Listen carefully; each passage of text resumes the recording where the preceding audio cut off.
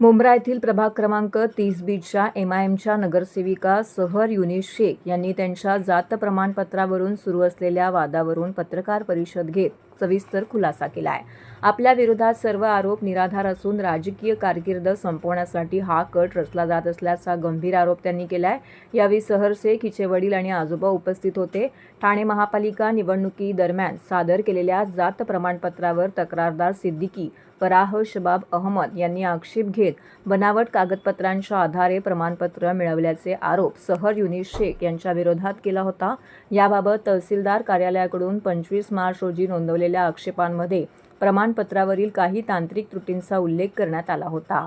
या सर्व आक्षेपांना फेटाळून लावत सहर शेख आणि त्यांचे वडील युनिस शेख यांनी पत्रकार परिषदेमध्ये संबंधित कागदपत्र सादर केली। हे प्रमाणपत्र 15 वर्षापूर्वी ठाणे तहसीलदार कार्यालयातून मिळाले असून ते वैध असल्याचा दावा त्यांनी केलाय। सध्याचे तहसीलदार उमेश पाटील यांना कागदपत्र दाखवली असता त्यांनी ती पाहण्यास नकार दिला असा आरोप युनिस शेख यांनी केला आहे। तसेच 23 मार्च रोजी सुनावणीची तारीख देण्यात आली होती, मात्र तहसीलदार स्वतः गैरहजर राहिल्याने नायब तहसीलदारांनी सुनावणी घेतल्याचं त्यांनी सुचवलंय। त्यांनी सांगितलंय माहिती अधिकारातून 2009 सालचे रेकॉर्ड मागवले असता संबंधित कार्यालयाकडे ते उपलब्ध नसल्याचं उत्तर मिळाल्याचा दावाही त्यांनी केलाय। सहर शेख यांनी पुढे म्हटलंय की निवडून आल्यानंतर प्रभागात आम्ही कामं करू नये यासाठी राष्ट्रवादीच्या दोन्ही गटांकडून दबाव आणला जातोय। आमच्यावरील सर्व तक्रारी खोट्या असून कोणत्याही पडताळणी समिती किंवा कोकण आयुक्तांकडून अधिकृत पत्र आलेलं नाही।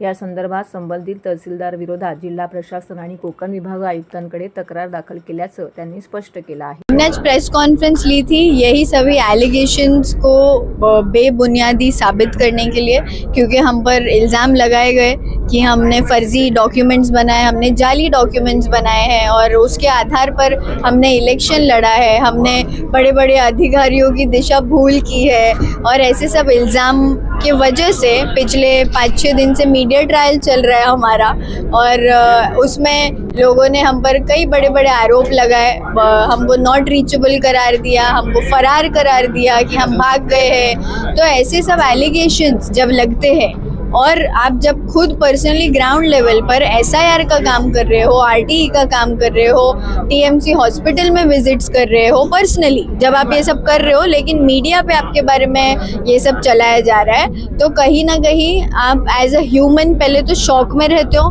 कि ये सब कैसे, क्या हो रहा है और क्यों हो रहा है, झूठ कैसे फैलाया जा रहा है। तो वो शॉक को अब्जॉर्ब करने भी 1-2 दिन लगता है और फिर उसके बाद में, क्योंकि हम संविधान को मानने वाले लोग हैं, हम देश के न्याय सिस्टम पर भरोसा रखते हैं, हमारा लॉ जो है उस पर हम भरोसा रखते हैं, तो हम हमारी लड़ाई लीगली लड़ने में बिलीव करते हैं। तो हमने ये लड़ाई लीगली लड़ने की वजह से हमारे जो प्रोसीडिंग्स चल रहे थे उसको टाइम देते हुए हमने मीडिया को होल्ड पे रखा, क्योंकि मीडिया में जो लोग पेड PR करके हमको डिफेम करने की कोशिश कर रहे थे वो ऑलरेडी हमारे न्यूज़ मीडिया में चला रहे थे।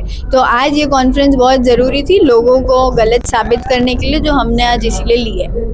आगे की लड़ाई तो कोर्ट में ही है, जिन्होंने इल्ज़ाम लगाए हैं उनको भी मैं कोर्ट में ही देखूंगी और जिन्होंने मेरे डैड को साबित करने की कोशिश की है कि वो महाराष्ट्र के रहवासी नहीं है उनको भी हम कोर्ट में देखेंगे। तहसीलदार को भी हम कोर्ट में देखेंगे, जो हमारे खिलाफ जिन्होंने 1 साइडेड रिपोर्ट पास करी है उनको भी हमने लीगली एक नोटिस भेजी है। हमने लोकमत जो न्यूज़ चैनल है और एक सुफियान खान, जावेद सिद्दीकी, फराज सिद्दीकी और NCP SP का एक इंस्टाग्राम हैंडल है, ऐसे पेजेस को डेफेमेशन का नोटिस भेजा है, लीगल नोटिस भेजा है, क्योंकि उनके ज़रिए ऐसे फ़ोटोज़ और बैनर्स चलाए गए जिस पे मेरे फ़ोटोज़ यूज़ किए गए और जो कि क्लियरली एक पॉलिटिकल प्रोपेगेंडा है। ये लोगों को दिख रहा है, ये इलेक्शन जीतने के बाद की जो इनसे हार बर्दाश्त नहीं हुई है इनकी, इसीलिए इन्होंने ये मीडिया प्रोपेगेंडा करके हमको डिफेम करने की कोशिश की है। तो इनको लीगली जवाब दिया जाएगा।